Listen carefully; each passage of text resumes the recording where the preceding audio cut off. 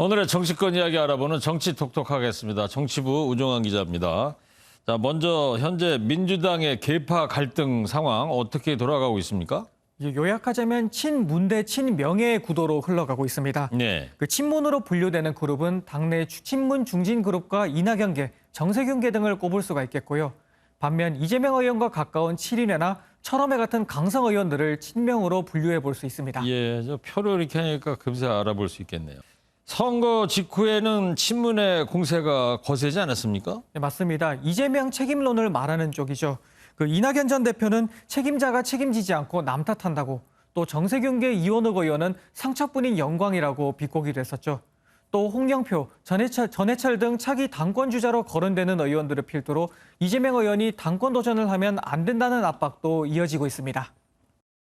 대통령 선거에 졌으면 적어도 몇 달 자숙하고 성찰하고 그러면서 이 선거의 의미를 존중해 줘야 돼요.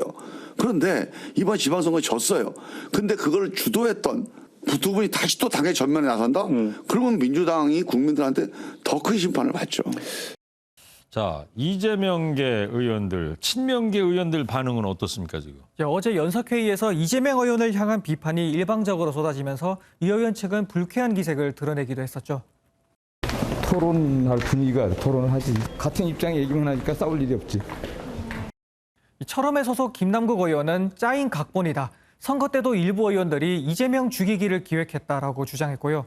김용민 의원은 중도에 호소할 게 아니라 지지층 속으로 가야 한다라고 말했습니다. 지금 김남국 의원, 김용민 의원 입장은 오늘 나온 거예요? 네, 맞습니다. 또 원내에서는 이들이 소수지만 이른바 개딸 등으로 불리는 강성 지지층에 주로 호소하고 있는 모습인데요. 이들 지지층은 선거도 이재명 의원 덕분에 그나마 선방했던 거지 오히려 책임은 윤호중 박지현 비대위나 이낙연 전 의원 등에게 있다는 주장으로 이재명 의원을 옹호하는 여론을 만들고 있습니다. 네, 지금 우주환 기자가 개딸 이런 얘기도 했는데 요즘 뭐 개딸, 수박 이런 은어 비슷한 단어들이 자주 쓰이던데 이게 무슨 내용입니까? 이제 지금 보시는 게 민주당 정치인들이 한 말인데요. 네. 이 개딸 고맙잖아라든지 나보고 수박이라고 하더라. 이런 말들이 나오는 걸 보실 수 있죠. 그러니까요. 먼저 개딸은 자칭 이재명 의원을 지지하는 2030 여성들을 가리키는데 이 개혁의 딸이라는 의미를 품고 있다고 하고요. 개혁의 딸을 줄여서 개딸이라고 그런다. 예. 네, 또 수박은 모양 그대로 겉은 푸르지만 속은 붉은 것. 즉 겉은 민주당인데 속은 국민의힘과 같다는 비하적 표현으로 쓰입니다. 예. 이 개딸 같은 이재명 의원 지지층들이 주로 이낙연 전 대표 지지층 등을 비하할 때 수박이라는 단어를 많이 사용한다고 하는데 또 같은 의미로 똥파리라는 단어도 많이 쓰고 있다고 합니다. 그래요? 그러니까 수박과 똥파리가 이제 비슷한 은어다 이런 내용입니까 그러면? 네, 맞습니다. 알겠습니다. 자, 이번에는 국민의힘 얘기를 해보자고요. 선거에서는 이겼지만은 보면 당권 갈등 조짐이 있습니다. 이준석 대표가 이제 최재형 의원을 위원장으로 임명한 혁신위가 이제 출범을 했는데요. 네. 이 공천 시스템을 개혁한다고 한 것이 이제 여러 말을 낳고 있는 상황입니다.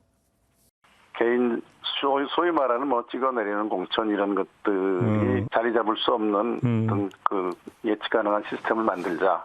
뭐 이런 논의도 당연히 해야 되겠죠. 이 국회의원들에게 제일 민감한 공천을 선보겠다는 건 내년에 임기를 마칠 이 대표가 권력 확보에 나선 게 아니냐 이런 추측들이 나오고 있는 상황입니다. 이준석 대표가 내년 언제까지죠? 내년 6월까지가 임기입니다. 예. 자, 국민의힘도 당권을 노리는 주자들이 있을 텐데 반응이 어떻습니까 지금? 이제 이 대표의 혁신 방향이 당내 최대 개파로 떠오른 윤핵관을 겨냥했다는 해석이 많이 나오고 있습니다. 예. 이에 한 친윤계 재선 의원은 공천은 차기 당대표의 영역인 만큼 월권이라면서 불편한 기색을 드러냈습니다. 또 세력화에 시동을 걸고 있는 안철수계도 예의주시하고 있고요. 다만 이 대표 측은 30대 중반인 이 대표가 은퇴를 앞둔 윤핵관들을 굳이 들쑤시는 리스크를 감내할 이유가 없다면서 공천개혁이 특정 세력을 겨냥하는 건 아니라고 일축했습니다. 네. 이준석 대표 성상납 의혹 관련 소식도 짚어보자고요. 윤리위원회 날짜가 지금 뭐 잡혔습니까? 네, 국민의힘 관계자에 따르면 이번 달 말에 윤리위 회의에서 이준석 대표 징계 여부를 결정할 거라고 했는데요. 네. 이 대표는 떳떳하다면서 윤리위 공개 회의를 요구할 거라고 밝힌 바가 있습니다. 제가 진짜 뭐 그런 거에 대해서 떳떳하지 않고 이런 게 있으면은 소위 말하는 대로 강용석 후보 복당 받아주는 게 제일 편하죠, 저한테는.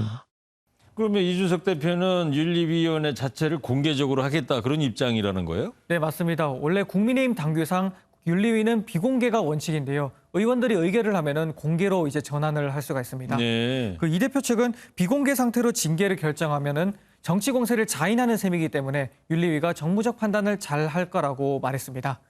그 성상납 의혹을 처음 제기한 강용석 변호사는 현재 우크라이나에 가 있는 이 대표를 향해 떳떳하다면 해외 도피하지 말고 경찰 수사를 받으라고 주장했습니다. 예.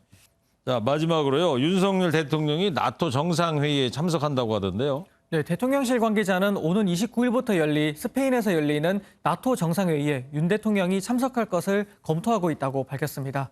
이 참석이 확정된다면 윤 대통령의 다자 외교 대비 무대이자 중러에 맞서는 미국의 노선에 발을 맞추는 행보가 되는데요.